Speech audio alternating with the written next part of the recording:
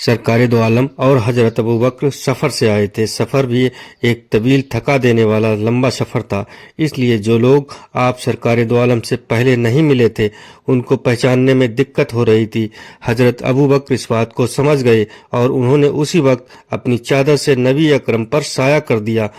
السلام علیکم دوستوں، آج ہم اپنی اس ویڈیو کے ذریعے آپ لوگوں کو یہ سرکار دو عالم محمد مصطفیٰ صلی اللہ تعالیٰ علیہ وسلم کے غار سور سے قباء کے سفر کے بارے میں بتائیں گے۔ قباء جب آپ پہنچے تب آپ کے ساتھ وہاں کیا حالات پیش آئے اس کے بارے میں ذکر کریں گے، اور ہم آپ کو یثرب کے حالات کے بارے میں بھی بتائیں گے۔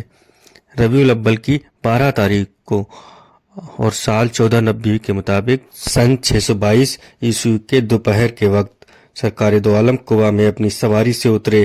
آپ کے استقبال کے لیے بہت بڑی سنکھیا میں لوگ جمع تھے، جن میں بچے، بوڑھے، جوان، عورتیں اور بچیاں سبھی تھیں۔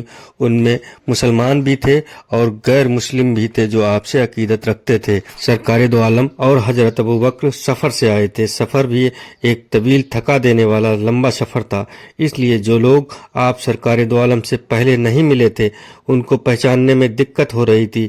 حضرت ابو بکر اس بات کو سمجھ گئے اور انہوں نے اسی وقت اپنی چادر سے نبی اکرم پر سایہ کر دیا۔ بس لوگ یہ بات سمجھ گئے کہ آقا کون ہے اور غلام کون ہے۔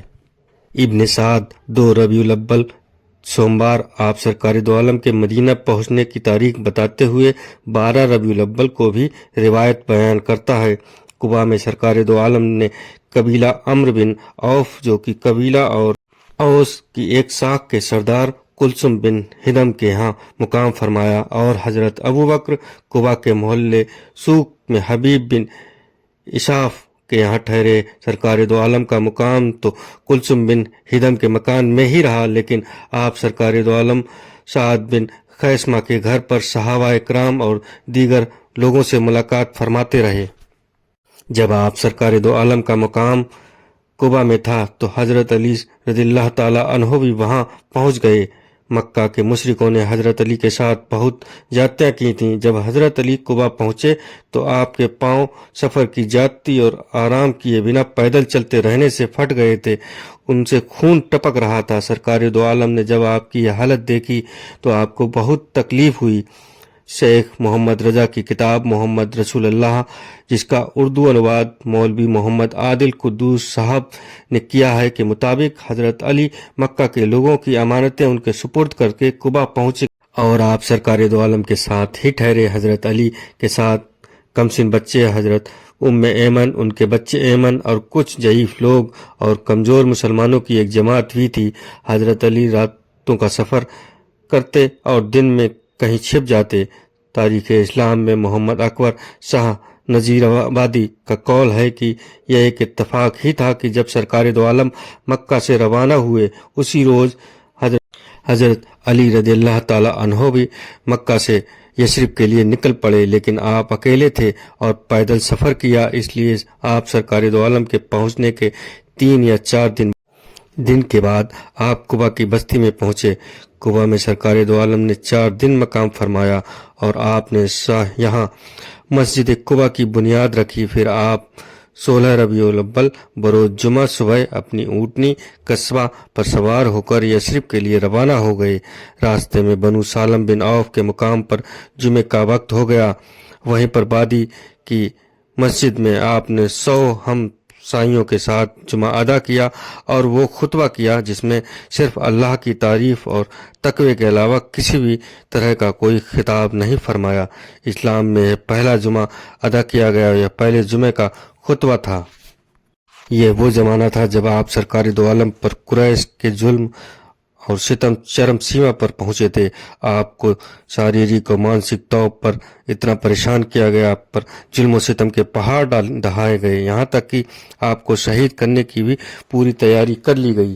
آپ کو شہید کرنے والے یا پکڑ کر لانے والے کو 100 اونٹوں کا انعام دینے کا اعلان بھی کیا گیا۔ پر آپ سرکار دو عالم نے یہاں صبر کی ایک مثال قائم کی۔ تازہ زخم کھا کر آنے کے باوجود آپ نے اپنے پورے خطاب میں ایک شبد بھی مکہ کے مشرکوں کے بارے میں نہیں بولا۔ آپ سرکار دو عالم کی جوان مبارک سے ایک شبد بھی قریشوں کے عیب یا ان کی جاتیوں یا ظلم و ستم کے بارے میں ادا نہیں ہوئے۔ یہاں آ کر آپ کی ذات مبارک کے سامنے سارے منوویگانک ناپ تول فیل ہو جاتے ہیں۔ ایک انسان اتنے ظلم ستم اٹھا کر آئے اور ان کا چرچا بھی نہ کرے، یہ بات انسانی فطرت کے خلاف ہے۔ یہ آپ کے نبی ہونے کی اور صاحب عقل کے لیے بہت بڑی دلیل ہے۔ نماز جمعہ کے بعد آپ سرکار دو عالم قصوہ پر سوار ہوئے تو قبیلہ بنی سالم کے لوگ اپنے سردار عتبہ بن مالک اور عباس بن عبادہ بن فضلہ کے ساتھ آگے بڑھے اور اونٹنی کی نکیل پکڑ کر عرض کیا، یا رسول اللہ، ہمارے پاس ٹھہریں، ہمارے قبیلے کی تعداد بھی کافی ہے اور ہتھیار بھی بہت ہیں، ہم آپ کی حفاظت کے اہل ہیں۔ آپ نے ان کو بھی وہی جواب دیا جو آپ نے قبیلہ عمرو بن عوف کے لوگوں کو دیا تھا، میری اونٹنی کا راستہ چھوڑ دو، یہ مجھے اس مقام پر لے جائے گی جہاں اللہ کی رضا کے مطابق مجھے ٹھہرنا ہے۔ سرکار دو عالم کے اس جواب کو سن کر بنو سالم کے لوگ بھی راستے سے ہٹ گئے۔ آپ کے ساتھ لوگوں کا ہجوم تھا، دائیں بائیں اور آگے پیچھے لوگ سواریوں پر سوار تھے اور پیدل بھی تھے، سبھی نے اپنے ہتھیار باندھ رکھے تھے۔ یہ سچائی کا اور آنے والی روشنیوں کا جلوس تھا۔ یہ اسی جلوس نے انسانی تاریخ کو ایک نیا موڑ دینے والا کارواں بنایا۔